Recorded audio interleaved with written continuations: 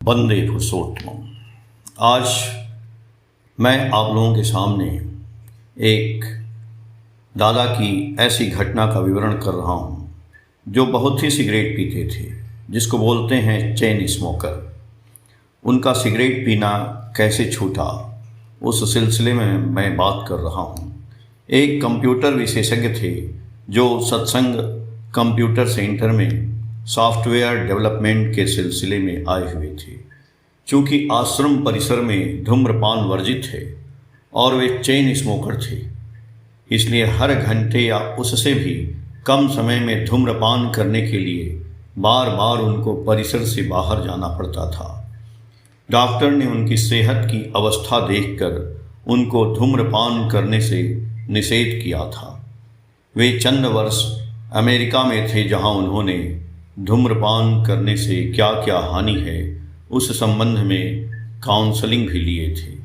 ढेर सारी जानकारियां ली थी, सैकड़ों डॉलर खर्च किए थे, पर चाहते हुए भी धूम्रपान करना नहीं छोड़ पा रहे थे। श्री शिवानंद प्रसाद दादा, जो सात्वती मैगजीन के संपादक हैं, उन्होंने उनको एक बार हंसते हंसते कहा था कि दादा, धूम्रपान से क्या क्या क्षति होती है, इस संबंध में आपने न जाने कितनी जानकारियां ले रखी हैं, हजारों डॉलर खर्च किए हैं, फिर भी चाहते हुए भी धूम्रपान करना नहीं छोड़ पा रहे हैं। यहाँ आपको अनेक ऐसे लोगों से मैं मिला सकता हूँ जो कभी चेन स्मोकर थे। स्मोकिंग से क्या क्या हानि है नहीं जानते हैं, इसके लिए कोई काउंसलिंग नहीं किए हैं, पर वे धूम्रपान करना बिल्कुल छोड़ चुके हैं। उन्होंने पूछा कैसे? मैंने कहा क्योंकि उन सभी के जीवन में एक जीवंत प्रेम के केंद्र हैं आचार्य देव। वे नहीं चाहते हैं मैं नहीं पीऊँगा, उनको कष्ट कैसे दूँ? ऐसा भाव रखकर सिर्फ धूम्रपान करने वाले ही नहीं, इस प्रकार से न जाने कितनों को अपने बुरे अभ्यास, बुरी आदतों से मृत्यु पथ से छुटकारा मिला है, उसका कोई हिसाब नहीं। यही है अनुराग से वृत्ति नियंत्रण। तभी तो जीवन में एक जीवंत आदर्श चाहिए आत्मनियंत्रण के लिए। इसी प्रसंग में परम दयाल शशि ठाकुर ने कहा है कि आध्यात्मिकता का प्रयोजन है आत्मनियंत्रण के लिए। आत्मनियंत्रण नहीं होने पर व्यक्तित्व खंडित रह जाता है, सभी प्रकार की संगति नहीं रहती है। हम लोगों के अंदर बहुवृत्तियां हैं, उनमें खट रिपु प्रधान हैं, इनमें फिर बहु डिवीजन यानी भाग हैं। इनकी उत्तेजना में मनुष्य खो जाता है, अच्छा बुरा का ज्ञान नहीं रहता है, पैशन प्रवृत्ति दमन नहीं कर पाता है। इसलिए हम लोगों को अपने बाहर ऊपर में ऐसे एक गुरुजन का प्रयोजन है जिनको खुश करने का प्रलोभन रहने पर वृत्ति के प्रलोभन या उसकी प्ररोचना से बचकर चला जा सकता है। मगर ऐसे मनुष्य को श्रेय प्राणता के द्वारा नियंत्रित रहना चाहिए। ऐसे सक्रिय चलन को मैं कहता हूँ आध्यात्मिकता।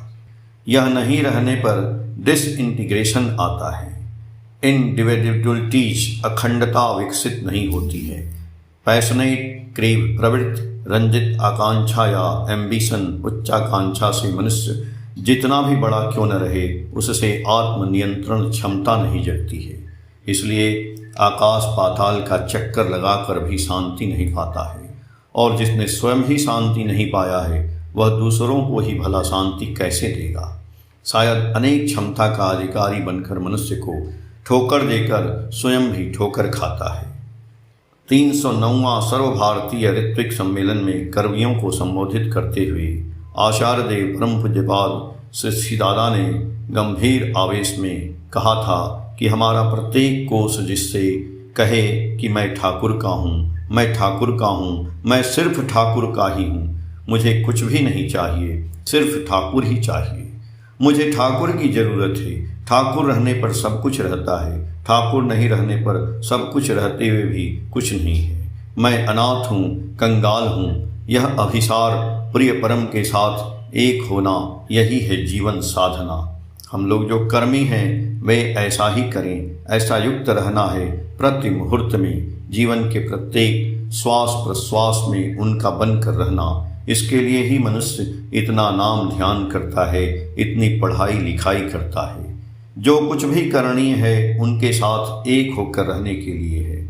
हम लोग सृष्ट हैं, उनकी ही लीला के अंग हैं। सृष्टा को यदि भूल जाते हैं तो हम लोगों के जीवन की असल चीज़ ही खत्म हो जाती है।